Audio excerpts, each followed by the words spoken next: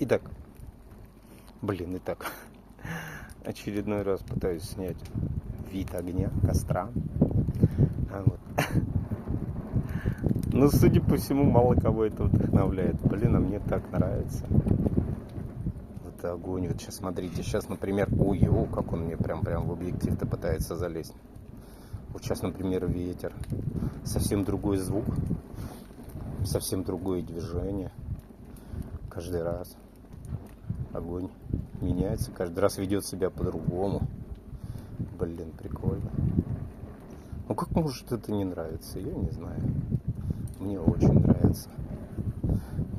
Конечно, самая романтика — это смотреть за ним в походе. Когда идешь в поход, когда сидишь у костра, вокруг тебя природа. Хотя здесь тоже природа, тоже красиво, тоже вдохновляет.